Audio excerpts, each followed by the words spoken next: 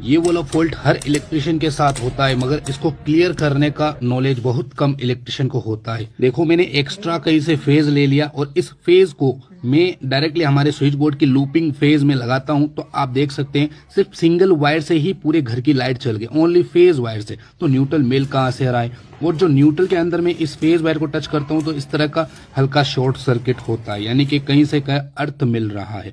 तो अब हम इसको फाइंड आउट कैसे करें। देखो एक ही वायर से सारा लोड चल रहा है, हमें तो लगेगा अच्छा वर्क कर रहा है यार, कोई टेंशन नहीं है, मगर बहुत दिक्कत होती है, लाइट वगैरह सब कुछ फ्यूज होने के चांसेस बढ़ जाते हैं। ये वाला फॉल्ट क्लियर करना बहुत जरूरी होता है। तो देख सकते हैं मैं किस तरह से फिटिंग करता हूं। जैसे कि आप देख सकते हैं एक होल्डर का न्यूट्रल है, ठीक है, होल्डर से आता है अलग से, और एक आता है एमसीबी बॉक्स से न्यूट्रल, और एक आता है सारी जो लाइट है इन सभी का एक न्यूट्रल मैं उतारता हूं। तो देखो होल्डर के न्यूट्रल में तो कोई फॉल्ट नहीं आ रहा, और एमसीबी बॉक्स वाले न्यूट्रल में कोई फॉल्ट नहीं आ रहा, इसमें फेज आ रहा है, देखो आप खुद देख सकते हैं। मगर जितने भी हमारी लाइट है उन सभी का एक न्यूट्रल बनाया है, उसमें फॉल्ट आ रहा है। अब ये फॉल्ट कहां से आ रहा है ये हम आपको फाइंड आउट करके दिखाएंगे और आप सीख सकते हैं। तो मैंने इसको चेन मार्क कर दिया। अब देखो हमारी जो फोर सीलिंग यहां से उतरने वाले जितने भी स्विच बोर्ड है, पहले इन सभी के न्यूट्रल को अलग करके कंफर्म कर लीजिए कौन से स्विच बोर्ड से वो न्यूट्रल फ्री हो रहा है। तो अगर आप जिस स्विच बोर्ड के न्यूट्रल को हटाएंगे और लाइटें बंद हो जाती है तो समझ लेना इसी वायर से। लेकिन किसी भी स्विच बोर्ड में कोई प्रॉब्लम नहीं, मुझे छत के अंदर 2 कोप लाइट की वायर मिली और तीसरी कोप लाइट की वायर खो गई, कहीं दिखाई नहीं दे रही थी। बहुत कोशिश करने के बाद भी मुझे वो कोप लाइट नजर नहीं आई। मुझे लगता है वही वायर पत्तियों के टच हो गया और पत्तियों से उसको न्यूट्रल मिल रहा है। देखो इस तरीके से ये तार होते हैं सब ग्राउंड हो जाते हैं छत के अंदर सरियों के माध्यम से।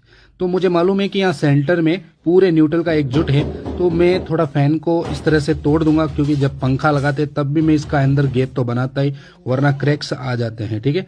तो इस तरह का मैंने गैप बना दिया, और अब देखो ये पाइप में खींचता हूं ना तो देखो फॉल्ट क्लियर ही हो जाता है, यानी कि कहीं ना कहीं पत्ती के अंदर वो वायर टच हो गया था।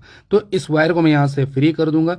टच नहीं होना चाहिए, टच होने से ग्राउंडिंग और बिजली का बिल ज्यादा आता है, बहुत ज्यादा प्रॉब्लम्स होती है। तो याद रहे वायरिंग और स्विच बोर्ड लगाते समय आपको फॉल्ट पहले से ही क्लियर कर लेना चाहिए। अब आप सोच रहे होंगे कि ये वाला कोप लाइट का वायर कहां से आया। पूरी फोर सीलिंग होने के बाद भी मैं वायर निकाल सकता हूं, ये चीज आपको जाननी है तो कमेंट जरूर कीजिए। तो आप देख सकते हैं इस वायर में फेज आ रहा है, और इसी फेज वायर को मैं लूपिंग वायर में कनेक्ट करता हूं तो कुछ भी लाइटें नहीं चलती है। इसका मतलब फॉल्ट क्लियर हो गया, न्यूट्रल कहीं से बैक फ्लो नहीं हो रहा। देख सकते हैं अभी ब्लू कलर के अंदर में मैं टच कर रहा हूं तो कोई भी करंट फ्लो नहीं हो रहा है, शॉर्ट सर्किट नहीं हो रहा। अब काम करेगा ये रियल न्यूट्रल से, ना कि अर्थिंग से। देखो अब रियल न्यूट्रल से ये वर्क कर रहा है, 100% एकदम सही तरीके से वर्क कर रहा है। वैसे मैंने एक डेडिकेट वीडियो बनाया है, नीचे क्लिक करके आप उस लॉन्ग वीडियो को देख सकते हैं।